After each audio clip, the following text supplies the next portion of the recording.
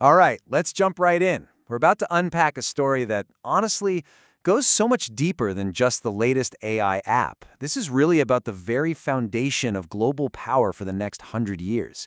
It's about a new resource that's completely redrawing the map of the world. And this quote just hits the nail on the head. You know, all the headlines, they're obsessed with what AI can do, right? The software, the cool new models. But the real tectonic shift is happening at a much deeper level. It's not in the world of digital bits, but in the physical world of atoms. The actual factories, the raw materials, the pure industrial muscle it takes to make these little silicon marvels. So you had to ask yourself, right? With all this hype around software, where is the real money, the real strategic value actually hiding? And the answer? Well, it pulls you right out of the cloud and plants you firmly on the ground, in the very expensive, very tangible world of physical stuff.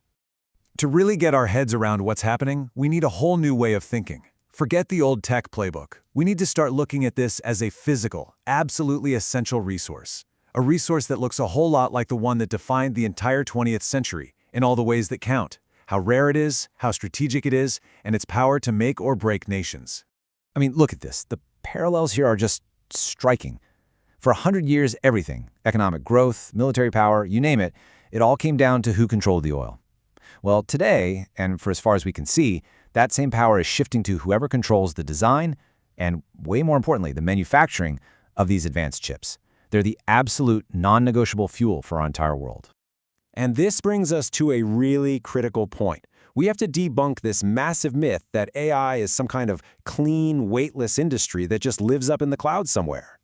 The reality is the complete opposite. AI has a gigantic physical footprint. It needs huge buildings, super complex machinery, and an almost mind-boggling amount of electricity and water. Success isn't just about writing clever code anymore. It's about wrestling with some very real, very physical limitations.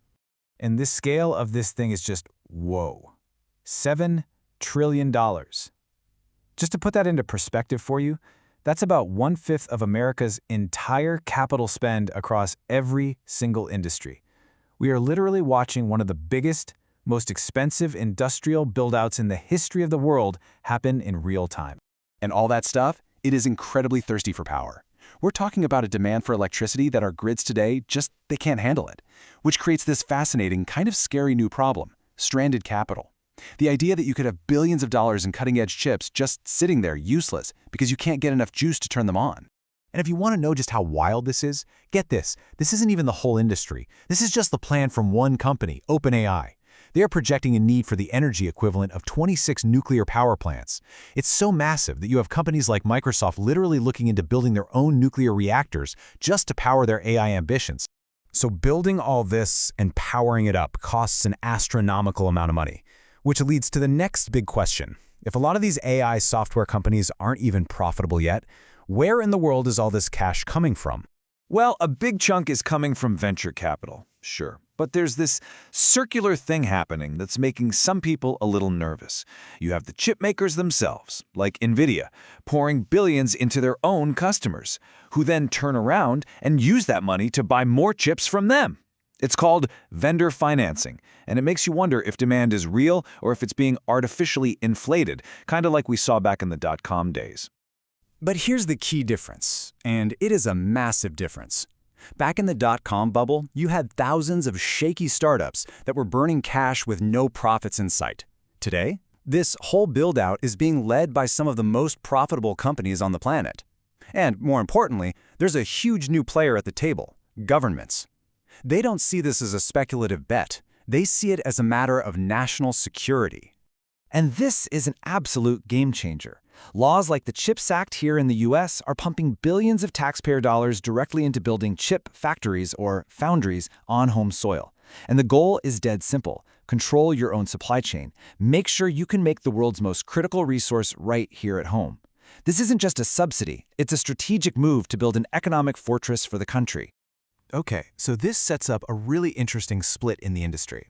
On one hand, you have fabless companies like NVIDIA, brilliant at designing chips, but they don't actually make them. This means their capital expenditures, or CapEx, the money they spend on physical stuff like factories, is really low. On the other hand, you have the foundries, like Intel, who spend enormous amounts of money to build the actual factories that make the chips. Now, if you took Investing 101, you'd know the old school wisdom. It says you want to bet on the companies with low capex, right? They're more nimble, seem less risky. It's a no-brainer. But what if we've been looking at this all wrong? This is the big shift in thinking. In this new era of sovereign tech, spending a ton of money on factories isn't a bug, it's a feature. It's a sign that a company, very likely with the backing of its government, is building the incredibly difficult-to-replicate strategic physical assets that the entire globe will depend on for the next 50 years.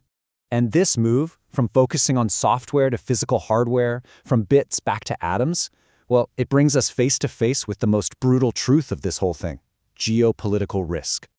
Think about it this way. For decades, everyone knew that the global oil supply depended on safe passage through one narrow waterway, the Strait of Hormuz.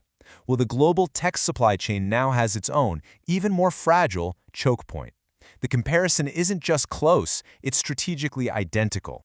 And here's why this is so terrifyingly important.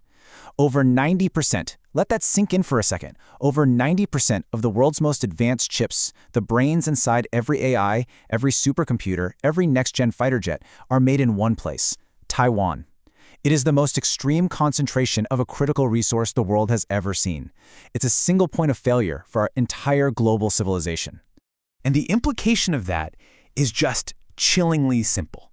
A single conflict in that one spot could bring global technological progress to a dead stop, overnight.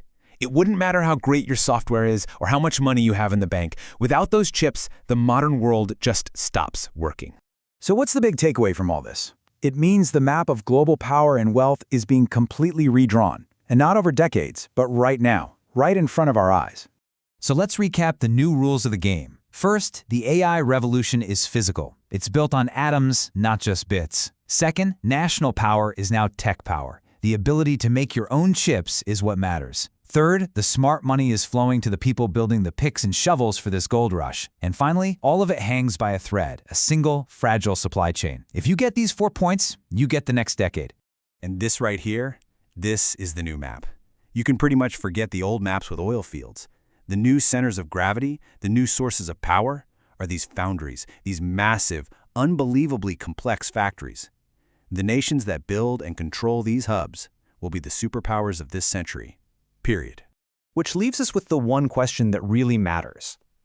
The last 100 years were won by the people who controlled the flow of oil. But now the map is being redrawn around silicon. So who's going to win the next 100 years? The race is on, and the outcome is going to define all of our futures.